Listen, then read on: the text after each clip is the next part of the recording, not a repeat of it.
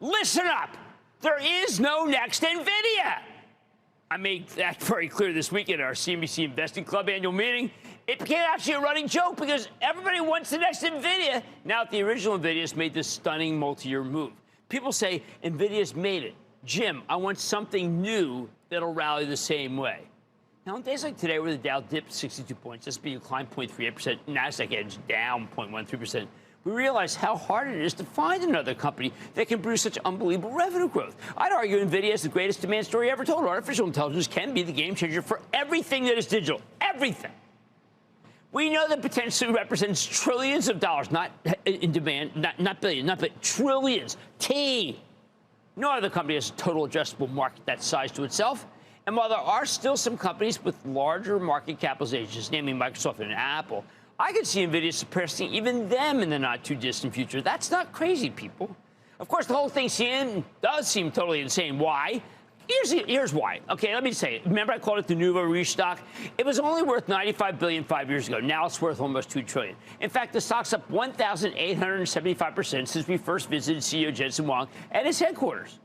But when you create something great enough, you can justify that kind of move. Apple makes the best phones in the world, doesn't it? It's now worth $2.8 trillion, but that's easy to swallow because it was worth $822 billion 5 years ago. Microsoft has a virtual monopoly on an important slice of enterprise and consumer software, which is why it's worth $3 trillion now, but it was worth $862 billion 5 years ago. So it did give you a terrific move, but not anything like what happened here with Nvidia.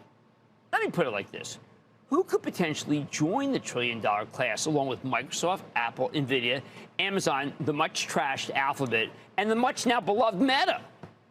If we accept that Nvidia is a freak of nature, then we want to look underneath the $1 trillion for candidates, right? I mean, maybe there's something in there brewing in the 700, 600 billion thing. Well, sure enough, number one is Berkshire Hathaway, run by Warren Buffett, who just said, though, that the days of the eye-popping returns are over. It has an $885 billion market cap. Berkshire has more than $160 billion in cash, so there's a lot it could buy. Buffett's way too disciplined just to start buying things up here. Buffett outlines how much he loves two core positions, American Express and Coca-Cola. Amex has been terrific of late. Coca-Cola's been okay, but buys back a ton of stock and continues to raise his dividend, which is what Buffett wants. Makes him a larger shareholder of the institution. Still, they aren't going to get him to jump over the trillion-dollar wall. Maybe he can engineer turning the fortunes of Burlington Northern, the largest railroad in America, Berkshire portfolio company. But the numbers here were quite disappointing versus the others in the sector. If anything can get this one over the trillion-dollar mark, you know what it's going to be?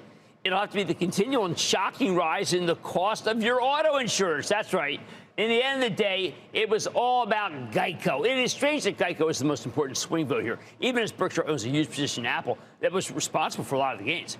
But then again, Geico is the most valued because it offers a great service for less money.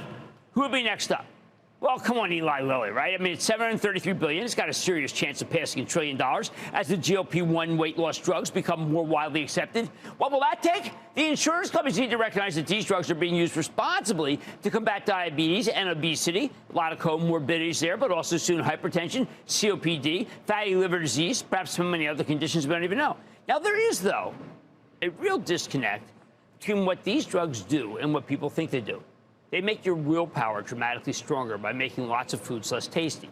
They make it harder to eat. They don't make it harder to eat. That's not what they do. They just take away the incentive to binge on junk food and alcohol. Now, Lilly has an Alzheimer's treatment that's probably about to be approved, I'd say even almost any day now by the FDA. I think the stock sells off, though, in the news because it's so widely anticipated. Look, I just told you, right? I mean, like, if I come in, if it's approved, and I come and say, I can't believe it's approved, you'll remember that on Monday I said it's going to be approved, right?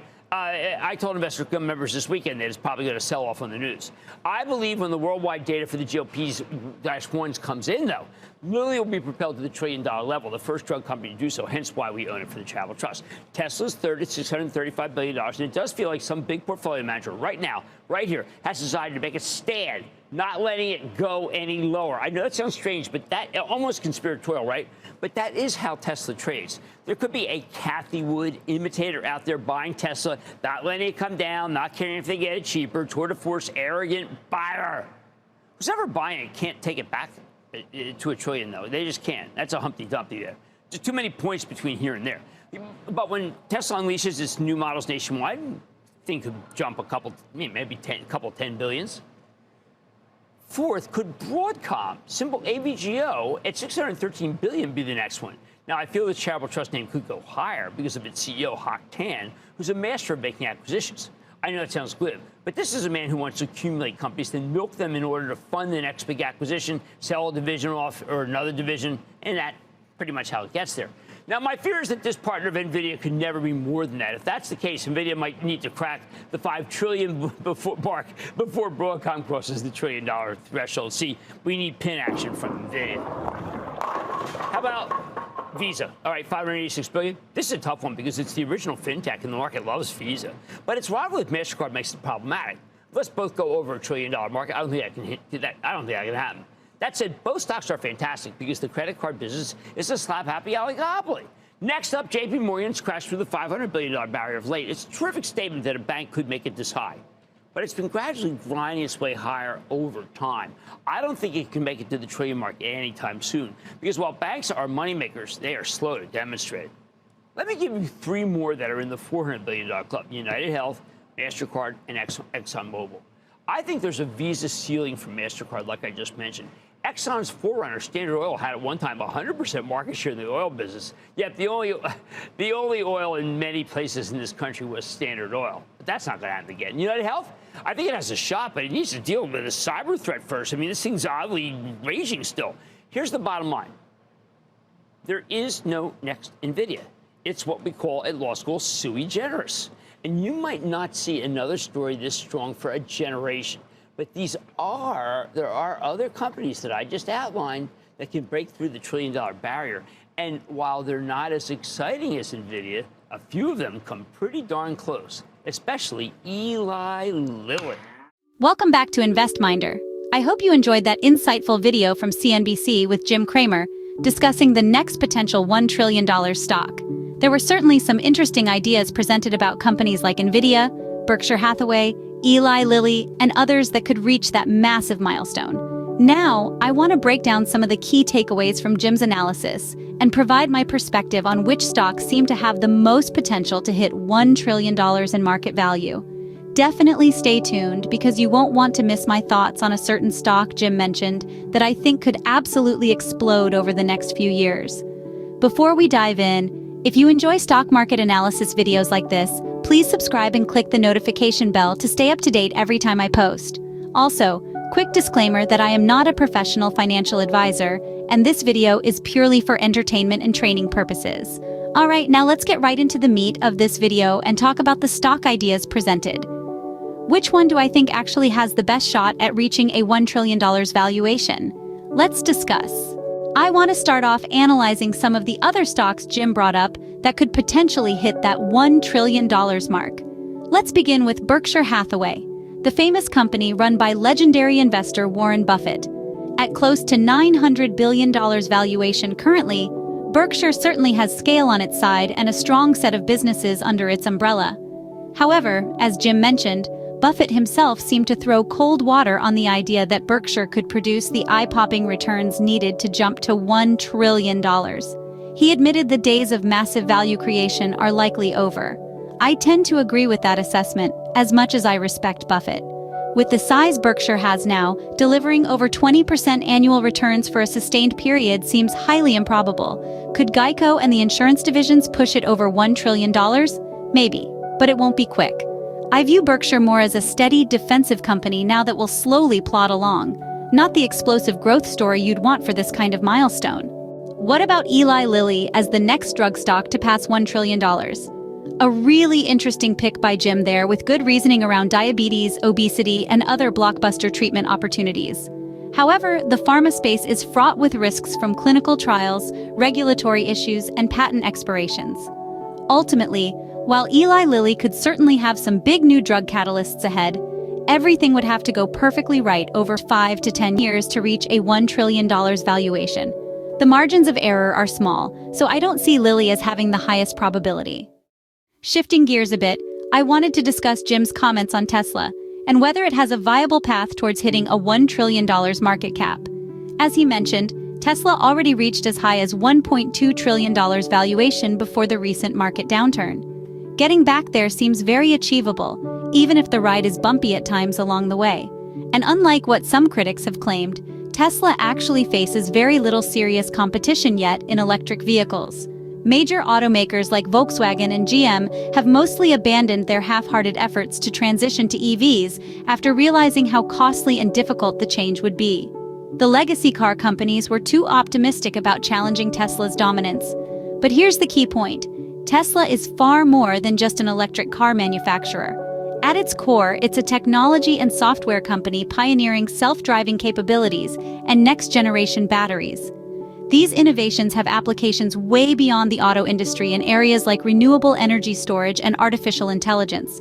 So while Tesla still gets most of its revenue from delivering consumer vehicles today, its leadership developing critical technologies like advanced AI neural networks positions it for massive growth in sectors like automation, robots, and sustainable energy over the coming decades. With that total addressable market as the core driver, I could certainly envision Tesla ultimately breaking the trillion-dollar threshold in the next 5 to 10 years. The Model 3 and Model Y may be what consumers first think of with Tesla. But the future for Elon Musk's grand vision is about far more than just selling cars. And that's what sets them apart with almost unlimited upside ahead. Alright, we've analyzed several potential candidates so far to reach trillion-dollar valuation. I think we can mostly agree many of the companies Jim mentioned have flaws that make that 10x growth difficult to fathom. Let's explore a couple other ideas, even if they didn't come directly from Jim Cramer. One stock I want to throw out as an interesting possibility is Advanced Micro Devices, known as AMD. Here you have a company that has already shown the ability to disrupt a giant in their industry, seizing market share from rival Intel in key segments like data centers. The management team led by CEO Lisa Su has excelled both at chip design innovation, but also flawless operational execution. And unlike the automakers trying to catch Tesla, the switch to AMD products presents less friction or retooling costs for customers. If AMD can achieve true parity with Intel's manufacturing while retaining a technology edge, grabbing even 30% overall server CPU market share could support a trillion-dollar path well before 2030. Beyond PC and servers, AMD has expanded into markets like gaming and AI training accelerators, both providing additional growth legs beyond just CPUs. And early manufacturing wins suggest AMD's next-generation Zen 4 architecture will continue pressing their advantage versus Intel. In a semiconductor industry projected to double this decade, having an agile disruptor with top talent like AMD has all the ingredients for huge value creation ahead. Of course, the bear case is execution missteps, tougher competition from Intel fighting back, or struggles ramping key partnerships. I acknowledge reaching $1 trillion requires everything going right for many years. A big ask. But among companies valued around $100 billion today, I believe AMD has the best shot to deliver 10x returns for investors before the end of this decade. That's my current take, but I'd love to hear in the comments your favorite pick for the next trillion-dollar stock. Please share which companies you think could achieve this milestone within the next 5 years or so. There's definitely still more analysis needed before we can crown the next Nvidia-like success story. We've covered a ton of potential trillion-dollar candidates in this video. Before getting to my final verdict, I want to touch on a few honorable mentions that Jim referenced, even if I view their odds as more remote. MasterCard and Visa are both phenomenal businesses with near duopoly status in payment processing. However, fintech disruptors like PayPal or crypto solutions pose longer-term threats, and the valuations already embed perfection, with 30x plus PE ratios. I have trouble seeing huge upside for Visa and MasterCard stock this decade, without some massive decline making them more attractive again first.